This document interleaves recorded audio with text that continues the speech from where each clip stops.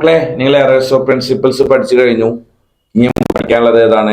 Errors of omissions ആണ്. Omissions എന്ന് പറഞ്ഞാൽ എന്താ? വിട്ടുപോവുക. ട്രാൻസാക്ഷൻസ് മനഃപൂർവ്വം വിട്ടാണോ അല്ലെങ്കിൽ അത് മീൻസ് മനഃപൂർവ്വം ആണല്ലേ? മനഃപൂർവ്വം ആണെങ്കിൽ അത് ഫ്രോഡാണ് കേട്ടോ. മനഃപൂർവ്വം അല്ലാതെ അറിയാതെ വിട്ടുപോയതാണെങ്കിലാണ് നമ്മൾ അക്കൗണ്ട്സിൽ ഉൾപ്പെടുത്തുള്ളൂ. സോ എറേഴ്സ് ഓഫ് ഒമിഷൻ, ഒരു ട്രാൻസാക്ഷൻസ് ചെയ്താൽ വിട്ടുപോയി, നിങ്ങൾ മനഃപൂർവ്വം അല്ല, ജസ്റ്റ്ലി നിങ്ങൾ അറിയാതെ വിട്ടുപോയി കഴിഞ്ഞാൽ അതാണ് ഇവിടെ പഠിക്കാനുള്ളത്.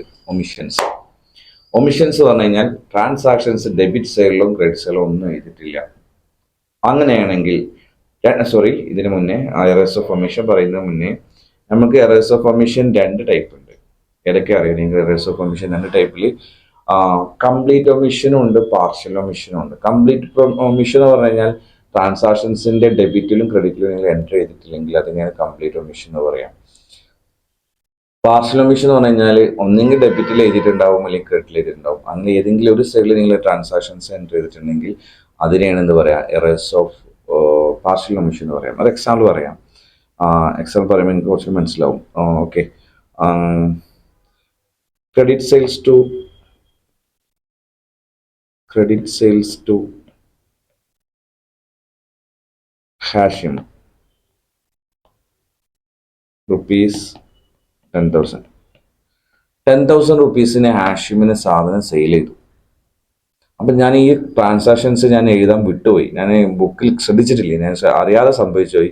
ഞാൻ ഈ ട്രാൻസാക്ഷൻസ് ബുക്കിൽ എഴുതിയിട്ടില്ല.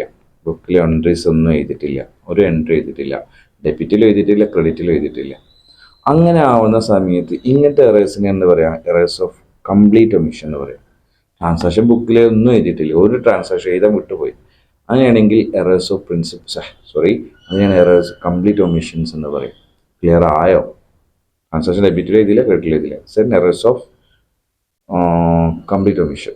ഒരു എക്സാമ്പിൾ പറഞ്ഞിട്ടെ, ഈ ട്രാൻസാക്ഷൻസ്, ഈ ട്രയൽ ബാലൻസ് ഉണ്ട്. ഇവിടെ 1 lakh ഉണ്ട്, ഇവിടെ 80,000, 20,000. രണ്ട് സൈഡ് ഈക്വൽ അല്ലേ? 1 lakh ഉണ്ടല്ലോ. ട്രയൽ ബാലൻസ് ടാലിയാണല്ലോ. ഈ എൻട്രി എഴുതിയിട്ടില്ല, ഞാൻ എൻട്രി എഴുതാൻ വിട്ടുപോയി. ഈ എൻട്രി ചെയ്താൽ ബുക്കിൽ ഈ ട്രാൻസാക്ഷൻസ് എഴുതാൻ വിട്ടുപോയി കഴിഞ്ഞാൽ എൻ്റെ ട്രയൽ ബാലൻസ് ശരിയായിരിക്കും?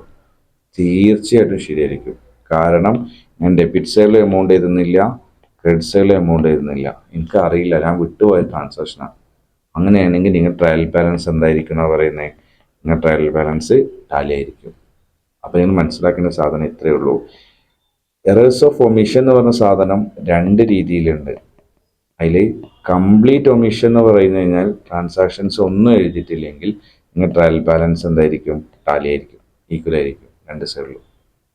ഇനി നിങ്ങൾ ട്രാൻസാക്ഷൻസ് എഴുതി, ഇങ്ങനെ എഴുതി, credit sales to Hashim rupees 10,000 recorded in Hashim account.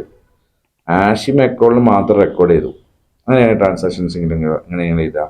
ഹാഷിമിന് സാധനം വിറ്റ്, ഹാഷിമിൻ്റെ അക്കൗണ്ടിൽ മാത്രം കാണിച്ച് എന്താ എൻട്രി ഇടുക നോക്കുക നമുക്ക്. ഹാഷിമിന് സാധനം വിറ്റ് കഴിഞ്ഞാൽ എന്താ എൻട്രി ഇടുക? Hashim account debtor to sales 10,000 രൂപ. ഓക്കെ, 10,000, 10K എഴുതല്ലോ. ഇതാണ് എൻട്രി എഴുതേണ്ടത്. ഞാൻ എന്ത് എഴുതി? ഹാഷിമിൻ്റെ അക്കൗണ്ടിൽ കറക്റ്റ് എഴുതി. സെയിൽസ് എന്ന സാധനം എഴുതിയിട്ടില്ല, ടു സെയിൽ ഒന്നും എഴുതിയില്ല. ടു സെയിൽ ഞാൻ കാലിയായിട്ടിട്ട് ഞാൻ ശ്രദ്ധിച്ചില്ല, ഞാൻ അറിയാതെ സംഭവിച്ചു പോയി. ടു സെയിൽ ഒന്നും എഴുതിയില്ല. ഇനി ട്രയൽ ഇങ്ങനെ വരുന്ന കഴിഞ്ഞാൽ ഇതിനെയാണ് പാർഷ്യൽ ഒമിഷൻ എന്ന് പറയുക. പാർഷ്യൽ എന്ന് പറഞ്ഞു കഴിഞ്ഞാൽ ഒന്നെങ്കിൽ ഡെബിറ്റിലോ അല്ലെങ്കിൽ ക്രെഡിറ്റിലോ നിങ്ങൾ എൻട്രി എഴുതാൻ വിട്ടുപോയി കഴിഞ്ഞാൽ അതിനാണ് പാർഷ്യൽ ഒമിഷൻ എന്ന് പറയുക. കംപ്ലീറ്റ് ഒമിഷൻ എന്ന് പറഞ്ഞു കഴിഞ്ഞാൽ എന്താ? ഡെബിറ്റിലും എഴുതിയിട്ടില്ല, ക്രെഡിറ്റിലും എഴുതിയിട്ടില്ല. പാർഷ്യൽ എന്ന് പറഞ്ഞാൽ ഏതെങ്കിലും ഒരു സൈഡിൽ നിങ്ങൾ ട്രാൻസാക്ഷൻസ് റെക്കോർഡ് ചെയ്തിട്ടില്ലെങ്കിൽ അതിനാണ് എന്ത് പറയാം? പാർഷ്യൽ ഒമിഷൻ എന്ന് പറയാം. First point is clear. So next point ഞാൻ പറയാൻ പോകുന്നത് എന്തായിരിക്കും? പാർഷ്യൽ ഒമിഷൻ ട്രയൽ ബാലൻസ് ബാധിക്കോ? കംപ്ലീറ്റ് ഒമിഷൻ ഡെബിറ്റിൽ നിങ്ങൾ ക്രെഡിറ്റിൽ എമൗണ്ട് ചെയ്തിട്ടില്ലെങ്കിൽ ട്രയൽ ബാലൻസ് ടാലിയായിരിക്കുന്നു പറഞ്ഞു. ഇനി പാർഷ്യൽ ഒമിഷന്റെ കേസിൽ ട്രയൽ ബാലൻസ് ശരിയാവോ? നമുക്ക് ആഷിം എന്നൊക്കെ സാധനം ഇട്ടപ്പോൾ നിങ്ങൾ ആഷിമിന്റെ അക്കൗണ്ട് കാണിച്ചു, 10,000 രൂപ കാണിച്ചു. ആഷിം ഡെപ്റ്റർ അല്ലേ? യെസ്, ഡെപ്റ്റർ അസറ്റ് അല്ലേ? അങ്ങനെയാണെങ്കിൽ ഇപ്പം ട്രയൽ ബാലൻസ് എത്ര ഉണ്ട്? ഇവിടെ 1 lakh, ഇവിടെയും 1 lakh, 80,000, 20,000, 1 lakh ഇല്ലേ? ഞാൻ ഇവിടെ ആഷിമിന്റെ അസറ്റാണ്, ആഷിം കാണിച്ചു 10,000. ഞാൻ സെയിൽസ് കാണിച്ചു, 10,000 കാണിച്ചല്ലോ. സെയിൽസ് കാണിച്ചിട്ടുണ്ടോ? ഇല്ലല്ലോ, സെയിൽസ് കാണിച്ചിട്ടില്ലല്ലോ, സെയിൽസ് റെക്കോർഡ് ചെയ്തിട്ടേ ഇല്ലല്ലോ. സോ ഇവിടെ 1,10,000 ഇവിടെ 1,10,000 ഇവിടെ എത്ര ഉള്ളത്? 1,00,000 ആയി. ട്രയൽ ബാലൻസ് ശരിയാണോ? ട്രയൽ ബാലൻസ് തെറ്റാണ്. സോ പാർഷ്യൽ ഒമിഷൻ ടൈമിൽ ട്രയൽ ബാലൻസ് ടാലി ആയിരിക്കില്ല, ട്രയൽ ബാലൻസ് മാറ്റുണ്ടാവും. പക്ഷേ കംപ്ലീറ്റ് ഒമിഷൻ സെയിലിൽ എന്തായിരിക്കും? കംപ്ലീറ്റ് ഒമിഷൻ സമയത്ത് ട്രയൽ ബാലൻസ് ശരിയായിരിക്കും. Is clear? റെഡി? സോ എന്താണ് എറേഴ്സ് ഓഫ് ഒമിഷൻ എന്ന് പറഞ്ഞു കഴിഞ്ഞാൽ, പിന്നെ ട്രാൻസാക്ഷൻസ് ശ്രദ്ധിക്കണേ. പിന്നെ ട്രാൻസാക്ഷൻസ് ഒമിറ്റഡ് വിട്ടുപോവുക. Enter in the books of original entry, not post books of original ലെഡ്ജേഴ്സിലെല്ലാം എൻട്രീസ് ചെയ്താൽ വിട്ടുപോകുന്നതാണ് കേട്ടോ. It is N errors of omission. It may be either complete omission ഉണ്ട്, പാർഷ്യൽ ഒമിഷൻ ഉണ്ട്. ഇപ്പോൾ നോക്കി ഇവിടെ എന്താ പാർഷ്യൽ കംപ്ലീറ്റ് ഒമിഷൻ എന്ന് എന്താ? നമ്മുടെ ആഷിമിന് സാധനം വിറ്റു, ഒന്നും എഴുതിയിട്ടില്ല, ഒരാളെ ബുക്കിൽ എൻട്രി ചെയ്തിട്ടില്ല. ഇവിടെ എക്സാമ്പിൾ പറയുന്നത് വെച്ചാൽ ക്രെഡിറ്റ് സെയിൽസ് ചെയ്തിട്ടുണ്ട്, അത് ബുക്കിൽ റെക്കോർഡ് ചെയ്യാൻ ഒമിറ്റഡ് ടു ബി എൻറ്റർ വിട്ടുപോയി. അങ്ങനെയാണെങ്കിൽ അതിനെ പറഞ്ഞ പേരാണ് കംപ്ലീറ്റ് ഒമിഷൻ. അങ്ങനെ എഴുതുന്നതിനെ പറഞ്ഞ പേരാണ് കംപ്ലീറ്റ് ഒമിഷൻ. അപ്പോൾ കംപ്ലീറ്റ് ഒമിഷൻ സമയത്ത് കംപ്ലീറ്റ് ഒമിഷൻ ട്രയൽ ബാലൻസിന് ഒരു പ്രശ്നമില്ല. പക്ഷെ വേറെ എക്സാമ്പിൾ എടുക്കണേ, പാർഷ്യൽ ഒമിഷൻ എക്സാമ്പിളാണ്, ശ്രദ്ധിച്ചോട്ടോ.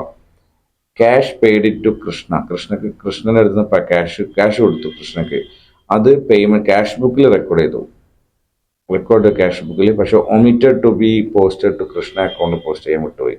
അപ്പോൾ ഒരു സെയിലിൽ നിങ്ങൾ റെക്കോർഡ് ചെയ്തു, ഒരു സെയിലിൽ റെക്കോർഡ് ചെയ്തിട്ടില്ലെങ്കിൽ അതിനെ പറഞ്ഞവരാണ് എന്ത് ഒമിഷൻ എന്ന് പറയാം? Partial omission. ഡെബിറ്റ് സൈഡിലോ ക്രെഡിറ്റ് സൈഡിലോ ഏതെങ്കിലും എഴുതാൻ വിട്ടുപോയി കഴിഞ്ഞാൽ അതിനെയാണ് പാർഷ്യൽ ഒമിഷൻ എന്ന് പറയാം. അപ്പോൾ കംപ്ലീറ്റ് ഒമിഷന്റെ സമയത്ത് ട്രയൽ ബാലൻസിന് ഒരു പ്രശ്നം ഉണ്ടാവില്ല. പക്ഷേ പാർഷ്യൽ ഒമിഷന്റെ കേസ് ട്രയൽ ബാലൻസ് എന്തായിരിക്കും? ഡിസഗ്രിമെന്റ് ആയിരിക്കും. ട്രയൽ ബാലൻസിന്റെ എമൗണ്ട് മാറ്റം വരും, ട്രയൽ ബാലൻസ് ഡിഫറെന്റ് ആയിരിക്കും.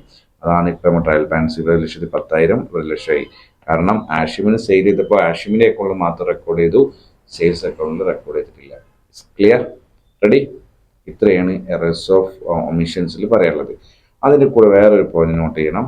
നിങ്ങളുടെ കേസിൽ നിങ്ങൾക്ക്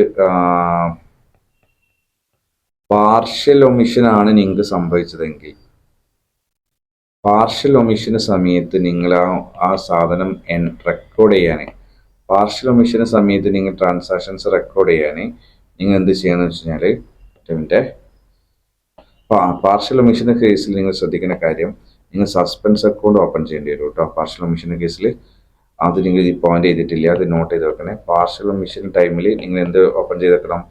ഓപ്പൺ സസ്പെൻസ് അക്കൗണ്ട് ഓപ്പൺ ചെയ്ത് വെക്കേണ്ടി വരും കേട്ടോ. സസ്പെൻസ് അക്കൗണ്ട് ഓപ്പൺ ചെയ്യുന്നത് ഒരു ടൈം എന്ന് പറഞ്ഞു കഴിഞ്ഞാൽ എപ്പോഴാണ്? പാർഷ്യൽ ഒമിഷൻ്റെ കേസിലാണ് സസ്പെൻസ് അക്കൗണ്ട് ഓപ്പൺ ചെയ്ത് വെക്കേണ്ടത്. എക്സാമ്പിൾ, നിങ്ങൾ ആഷിമിന് സാധനം വിറ്റു, എവിടെ മാത്രം റെക്കോർഡ് ചെയ്തു? ആഷിമിൻ്റെ അക്കൗണ്ട് റെക്കോർഡ് ചെയ്തു. ഓക്കെ, അപ്പോൾ ഇതിൻ്റെ കറക്റ്റ് എൻട്രി എന്തായിരുന്നു ഇവിടെ വരിക? കറക്റ്റ് ഇത് എൻട്രി തെറ്റല്ലേ? യെസ്, തെറ്റാണ്. എന്താണ് ആഷിമിന് സാധനം വിറ്റ് കഴിഞ്ഞാൽ കറക്റ്റ് എൻട്രി ഇടുക? കറക്റ്റ് എൻട്രി എന്ന് പറയുമ്പോൾ Ashim account debtor to sales ആയിരുന്നു അല്ലേ? ഇതിലെ കറക്റ്റ് എൻട്രി 10,000 രൂപ, 10,000. ഇപ്പൊ ഇവരെന്ത് എഴുതി? ആഷിമിന്റെ അക്കൗണ്ട് ശരിയാണ്, ഇത് രണ്ടും ശരിയാണ്, ഇതിലൊരു മാറ്റമില്ല. ഇനി നിങ്ങൾക്ക് എന്ത് ചെയ്യണം? സെയിൽസ് പറഞ്ഞ ഇൻകം കൂട്ടണം. ഇൻകം കൂട്ടാൻ ക്രെഡിറ്റ് ചെയ്താൽ മതി.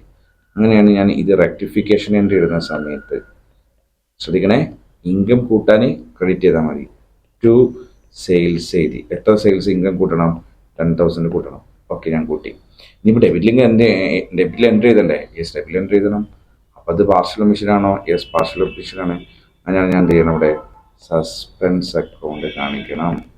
സസ്പെൻസ് അക്കൗണ്ട് എത്ര രൂപ കാണിക്കണം? 10,000 കാണിക്കണം. അപ്പോൾ എന്താ റെക്ടിഫിക്കേഷൻ ഇടുക? Suspense account to sales. ഇത്രയേ ഉള്ളൂ. ഒമിഷൻസ് പറഞ്ഞാൽ 2 ഒമിഷൻസ് ഉണ്ട്. പാർഷ്യൽ ഒമിഷൻസും ഉണ്ട്, കംപ്ലീറ്റ് ഒമിഷനും ഉണ്ട്. പാർഷ്യൽ ഒമിഷൻ ആണ് ട്രാൻസാക്ഷൻ കംപ്ലീറ്റ്ലി എഴുതാൻ വിട്ടുപോയി കഴിഞ്ഞാൽ പാർഷ്യൽ ഒമിഷനുമാണ്. കംപ്ലീറ്റ് ഒമിഷൻ എന്ന് പറഞ്ഞാൽ ട്രാൻസാക്ഷൻ കംപ്ലീറ്റ്ലി എഴുതാൻ വിട്ടുപോയി കഴിഞ്ഞാൽ കംപ്ലീറ്റ് ഒമിഷനും, ഡെബിറ്റിലോ ക്രെഡിറ്റിലോ മാത്രം റെക്കോർഡ് ചെയ്യുമ്പോൾ അതിന് പാർഷ്യൽ ഒമിഷൻസ് എന്ന് പറയും. കംപ്ലീറ്റ് ഒമിഷൻ ട്രയൽ ബാലൻസിന് ഒരു മാറ്റം വന്നിട്ടില്ല, പക്ഷേ പാർഷ്യൽ ഒമിഷൻ വരുമ്പോൾ ട്രയൽ ബാലൻസ് ടാലി ആയിരിക്കില്ല. ഇനി പാർഷ്യൽ ഒമിഷൻസ് വരുന്ന സമയത്ത് നിങ്ങൾ ആരെ ഓപ്പൺ ചെയ്തിരിക്കണം? സസ്പെൻസ് അക്കൗണ്ട് ഓപ്പൺ ചെയ്തിരിക്കണം. Okay, thank you. അതിനു മുന്നേ ഒരു വീഡിയോയും കൂടി വരാനുണ്ട്. അതിലാണ് എറേഴ്സ് ഓഫ് കമ്മീഷൻസ് വരുന്നത്. സോ അത് കഴിഞ്ഞിട്ട് കോമ്പൻസേറ്റിംഗ് എറേഴ്സ് വരാനുണ്ട്. ചിലപ്പോൾ 2 ഞാൻ ഒന്നിൽ ഇടാൻ പറ്റുമോ നോക്കട്ടെ. അതിനുശേഷം ഒരു 20 എൻട്രീസ് ഉണ്ട്. ആ 20 എൻട്രീസ് പഠിച്ചാൽ ഈ ചാപ്റ്റർ കഴിയും. അടിപൊളിയായിട്ട് വെയിറ്റ് ചെയ്തിരിക്കുക. Thank you.